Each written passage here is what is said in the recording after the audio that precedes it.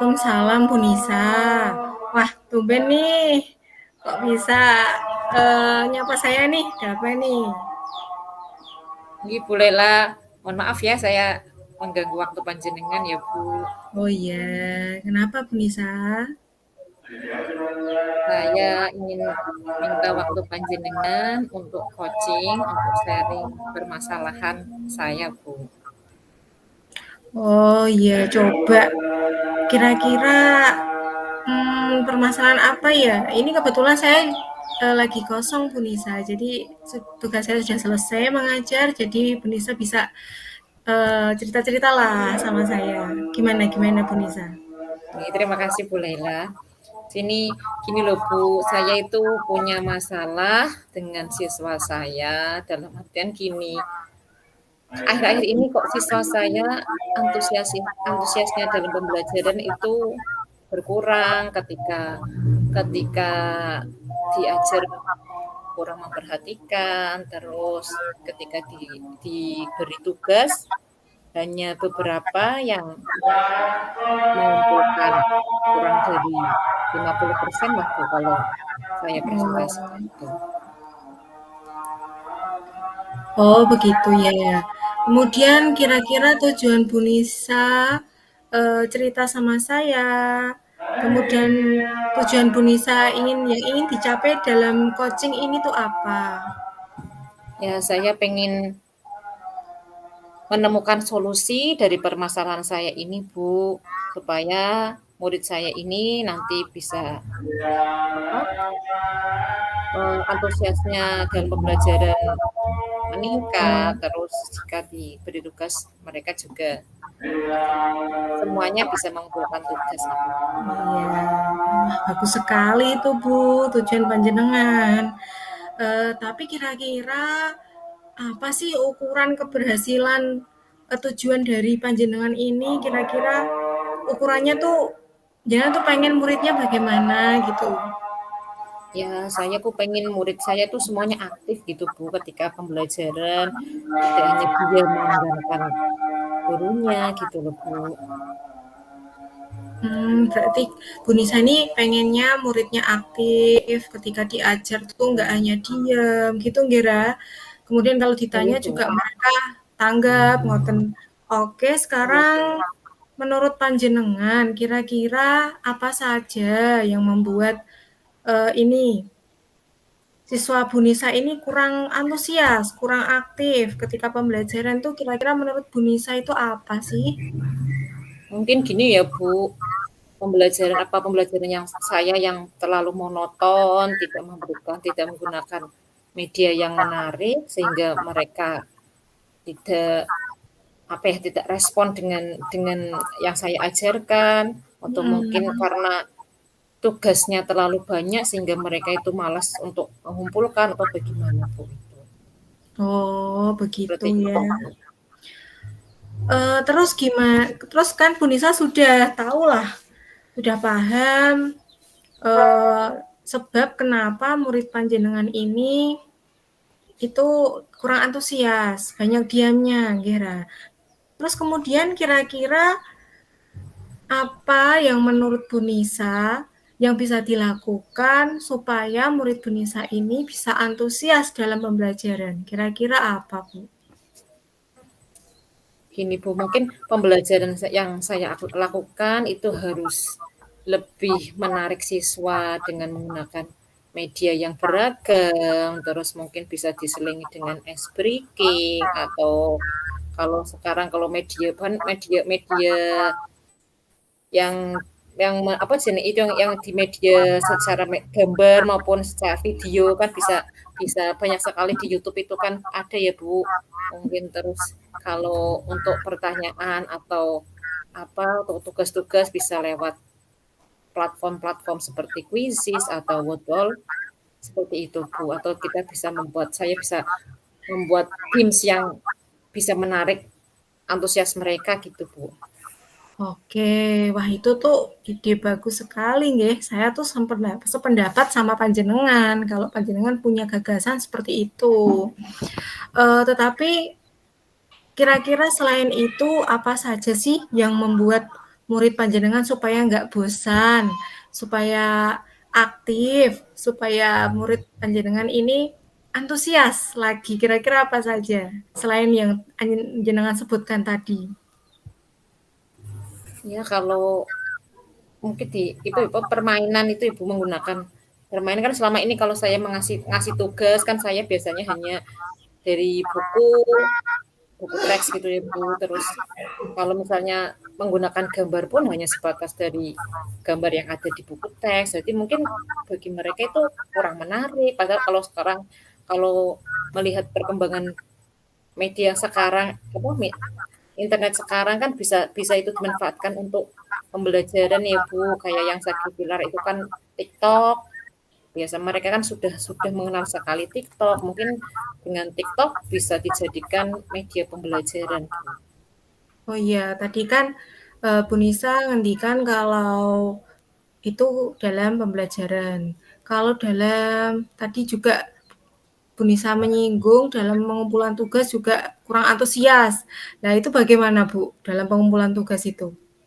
Ya mungkin apa ya Bu, saya mungkin gini untuk tugasnya jangan terlalu banyak, tapi harus yang lebih sedikit tapi lebih mengena, mungkin seperti itu. Terus untuk sumber belajarnya itu tidak dibatasi, jadi sesuka mereka boleh dari mana saja, asal tujuan dari tugasnya itu bisa dicapai siswa. Oke, berarti Bu Nisa sudah paham lah apa penyebabnya, Gera. Tapi kalau tugas dan materi biar menarik, kira-kira Bu Nisa ini menggunakan sumber belajar apa saja ya kira-kira? Yang Bu Nisa gunakan supaya pembelajaran Bu Nisa ini lebih menarik. Kira-kira apa, Bu? Iya Bu, yang semalam ini kan hanya dari buku teks ya Bu. Jadi ya Iya. saya akan menambahkan itu tadi Bu, yang dari YouTube, yang audio visual gitu. Jadi mereka bisa melihat, juga bisa mendengar. Terus dari kuisis atau Wordle itu kan bisa mereka bisa berinteraksi langsung di situ ya Bu.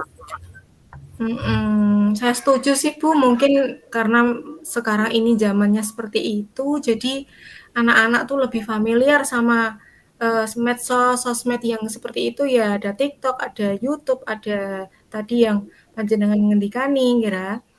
Kemudian kira-kira sekarang apa sih rencana panjenengan ini untuk menyelesaikan masalah panjenengan anak yang kurang fokus tadi, kurang fokus dalam pembelajaran, dalam tugas, kira-kira rencana panjenengan itu apa? Jadi saya akan merancang pembelajaran yang mengasihkan dengan menggunakan sumber belajar yang beragam seperti tadi video YouTube, kuisis, Wordle, dan TikTok. Kemudian saya tidak akan memberikan tugas yang terlalu banyak.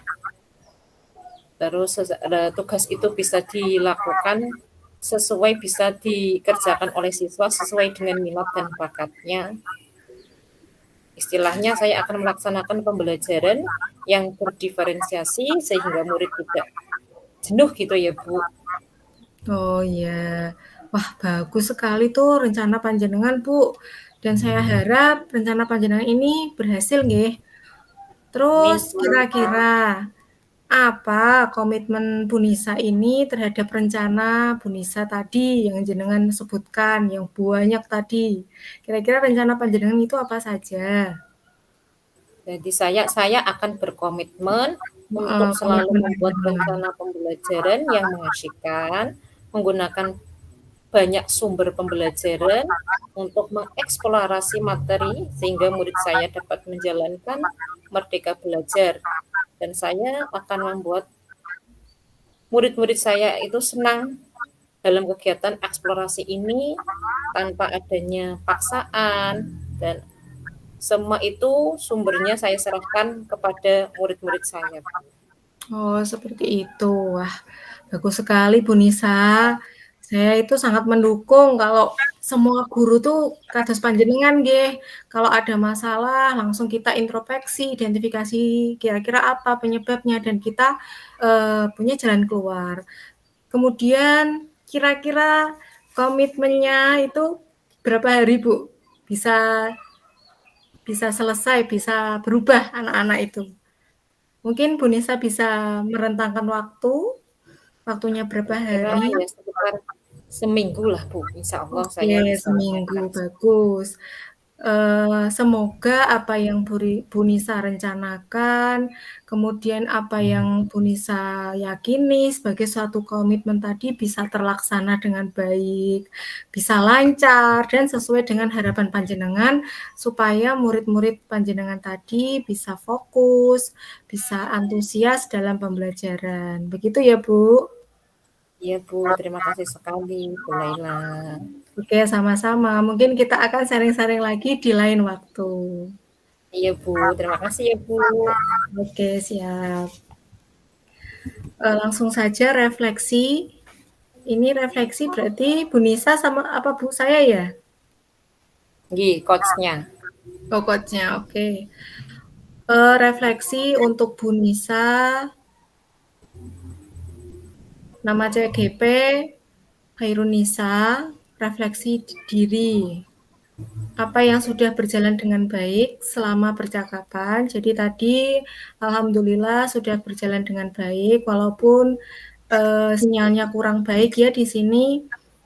Percakapan antar coach dan coachee itu lancar alhamdulillah, dan coach ini saya merasa tidak lebih dominan karena saya di sini mendengarkan dan berbagai pertanyaan tadi saya kemukakan kepada Bu Nisa selaku coachee yang menjadi permasalahannya. Kemudian saya juga menanyakan apa yang ingin diraih oleh Bu Nisa, kemudian langkah apa saja yang ingin dilakukan oleh Bu Nisa, bagaimana hasilnya, kira-kira bagaimana hasilnya, dan kira-kira komitmen dan tanggung jawab Bu Nisa seperti ini. Okay.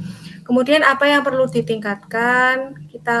Yang perlu ditingkatkan itu kita harus lebih percaya diri, lebih tenang, dan mungkin dari pertanyaan-pertanyaan tadi, mungkin Bu Nisa bisa melibatkan teman-teman sejawat dari satu SD dari Bu Nisa, kemudian dari kepala sekolah juga bisa. Jadi ada yang terlibat. Kemudian untuk apa yang Bapak Ibu lakukan untuk tetap dalam kondisi present atau kehadiran penuh sebelum atau saat melakukan coaching. Yang pertama, kita mindfulness dengan teknik stop. Jadi kita harus menenangkan diri dulu, menenangkan apa yang jadi pikiran kita, masalah apa yang menimpa kita, kita tinggalkan dulu, kita fokus untuk mendengarkan orang lain, kita fokus untuk mendengarkan keluh kesah mereka, dan kita membangun rasa empati dalam diri kita, gitu. Kemudian apa yang Bapak Ibu lakukan untuk memperbaiki dan meningkatkannya, mungkin kita akan tetap melakukan latihan-latihan lagi untuk coaching ini, kemudian sebagai coach juga mengemukakan gagasannya, komitmennya, apa saja yang ingin diraih dengan baik, dan sebagai coach mendengarkan dengan seksama. Kemudian untuk umpan balik dari coachee, jadi saya pertanyaan untuk coachee, apa yang Anda rasakan saat di coaching? Lah ini untuk Bu Nisa, kira-kira apa yang Anda rasakan Bu Nisa saat di coaching? Pripun? Awal pertama sebelum di coaching saya merasa tegang, tapi setelah di coaching karena coachnya juga sangat enak, jadi semua jawaban dari pertanyaan ya dari coach saya bisa mengungkapkannya secara mengalir saja begitu. Oke, terima kasih atas tanggapannya ya Bu Nisa sebagai coachee saya. Jadi intinya saya enggak lebih dominan dari panjenengan ya Bu. Nggih, Bu. Jadi saya bukan ingin menggurui atau ingin apa, jadi kita sama-sama belajar, dan di sini saya berusaha untuk membangun empati saya dalam permasalahan panjenengan. Begitu, kira-kira seperti itu refleksi umpan balik dari saya sebagai coach dan Bu Nisa sebagai coachee. Terima kasih dan wassalam. Berhenti merekam.